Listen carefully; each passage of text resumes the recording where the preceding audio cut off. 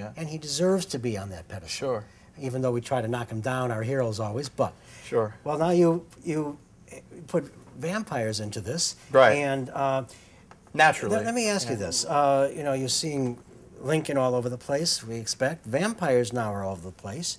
You stated that there's something tragic about zombies. You've said they haven't chosen to be horrible.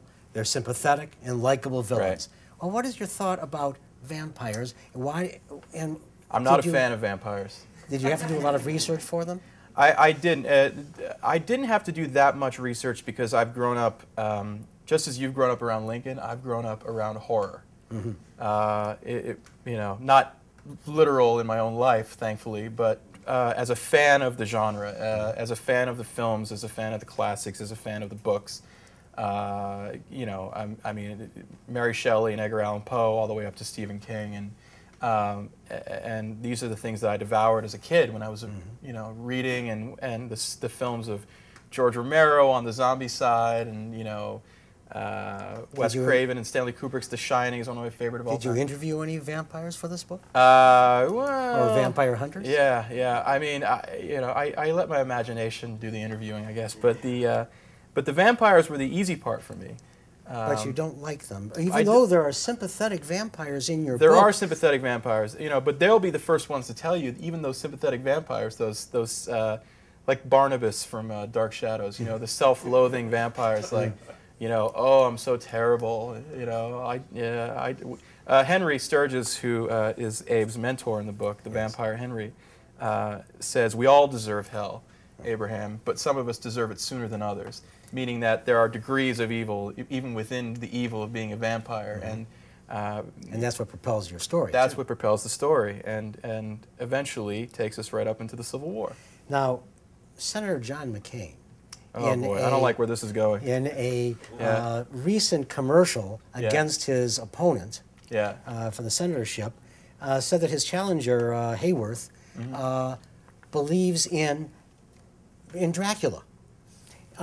So why are vampires such a rage now, and what does it say about our society? I think the worse things get in real life, the more we turn to fictional evils, fictional horror. This is my own personal, you know, people ask me, well, why do people love horror? And my personal theory, and it could be completely off, but my theory is, you know, 10,000 years ago, we were cave dwellers, and we got every day, whether we liked it or not, we had a huge adrenaline rush because we had to chase down our food, we had to fight each other to death, you know, we had to forage for every little, I mean, every day was exciting, whether we liked it or not. Today, everything is, for the most part, pretty easy. We don't have to go and chase our food down. We don't have to, you know, defend our life on an almost daily basis. So we're missing that stimulation. We're missing that sense of danger, that sort of sense of vitality that comes through from surviving something that could have killed you, I guess. And you know, you have action sports junkies, and you know, I mean, there were no people thinking about bungee jumping off of a cliff when people were actually diving off of cliffs, you know, thousands of years ago. So now I think that horror is just a way for us to fill that need to stimulate ourselves, to scare ourselves, and come out on the other side, hopefully feeling a little more invigorated, a little more alive. As for why vampires specifically, I think we have a fascination with death, with immortality. To me, the fascination with vampires, I don't have any. You know, there's people who, you know, will say that the act of drinking blood or biting someone's neck, you know, it's all very erotic, and I'm sure that that's true for a lot of people. For me personally, the appeal of the vampire character is that you could have someone who looks my age, who's 400, 500, 600 years old, and that's very interesting to me, to think about what is a person like when they've been alive for so long. What has that person seen? What is their personality, their ability to recite facts and memories, and it's fascinating to me. It's fascinating, the idea of cheating death. But getting back to your question too, I think that it's certainly been trying times. Take the last decade, especially for Americans. You can take it. Yeah, exactly. Yeah, the last decade has been, I mean, it's filled certainly in, you know, my lifetime, more woe and hardship than any other time that I've seen. And I think that the scarier real life gets, the more we sort of run home to those characters that we know and love, the Draculas, the zombies, the ghosts, because we know that they are fake on some level, and we can control them. This is actually a true Gothic novel, I believe. Mm-hmm. I have to tell those out in Webland, and those of you who are here, of course, you're here because you want to be part of this, and so are you, but at the same time, the academic out there, or some of our clients, maybe many of our clients who are wondering about this book, it's a well-written book. And knowing the Lincoln story, and then throwing a zombie into it, a vampire into it, is terrific. It works. And I think everyone will enjoy this. You know, as it is actually, the Abraham Lincoln Bookshop putting our imprimatur onto this book. Maybe we'll get some of the royalties coming up with the movie. Go. Yeah. It's going to be a movie with Tim Burton, as I said. Right. And, well, now that I'm on this subject, do you have any ideas of whom you would like to populate the film with? Terrific actors. Right now, and I know this probably sounds insincere, but it's the truth. I am focused on the script of the movie. I'm writing the screenplay of the movie now, and I'm just up to my eyeballs in it and just trying to get it right. And as to who will eventually play Lincoln, if the movie happens, which I hope it does, it's hard for me to say just because, A, you don't want to say the wrong thing. Yep. B, I don't picture actors. I picture him. I picture Abe, and the Matthew Brady Abe, beard and all, 6'4" of sinewy muscle and Indiana and Illinois grit. I mean he's sinewy muscle. Now we know why during the presidency he was able to take an axe, right, which was in this book, right, and bring it right up. Yep. And now we know why he's been using it the entire time. Well, I mean, but we'll get to that as well. You notice, by the way, that I have right here it's beautiful. It's great. A symbol of that axe that can be used if any vampires happen to come and try to Well, come if in. any Smurf-sized vampires. That's what I'm talking about. I'm sure there are all sorts when they come. In fact, give us a very quick rundown on the vampire basics. How do they live? How do they work? How do they perhaps die? Because they die in your... They can die. Well, they can't really die, but they can be destroyed, I guess. I drew from the vampire mythology that began. I drew from all the sources before Bram Stoker. I mean, there were the Eastern European mythology and then the Stoker, Dracula, and Anne Rice's books, which I read as a kid, and every conceivable source of vampire knowledge I drew from, and the stuff that is sort of generally accepted, I kept. And then the stuff that I felt like messing around with a little bit for story purposes, I messed around with a little bit. My vampires are immortal. They look like humans, and then when something triggers them, they feed, or they're in a defensive mode, they vamp out, as I say, and their eyes go black and their fangs come down and they get demon-like faces. And they can be killed by staking them to the heart, by burning them, or by decapitating them. Those are the three basics, of vampire eradication. Good to know.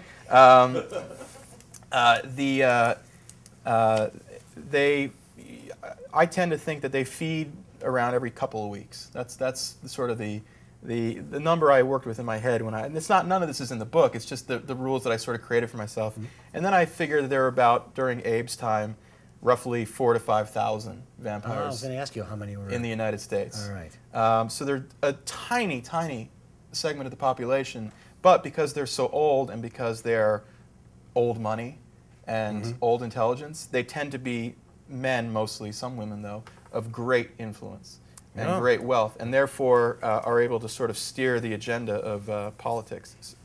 I have so many questions that have come up because of what you just said. Please. I'm going to start out with Bram Stoker because I've known of his love of Lincoln, Bram Stoker, right. Even before Dracula. He, in the late 1890s, Bram Stoker went around the United States giving a talk on Lincoln. The original notes for this are at Notre Dame University, in their library there. And we're able to have a couple of these to show, not originals. George Rugg has given us these facsimiles to show. And I want to read a little bit from one of them because, you're not the first link of vampires and Lincoln. No. Bram Stoker, I think, certainly was there. And now I understand why he was so interested in getting a life mask of Lincoln, which he did at the end of the century. Right. He paid money to one of the subscribers to get the life mask that helped buy the original for the Smithsonian, and right. each of these subscribers got one, and he got one. Now I understand why.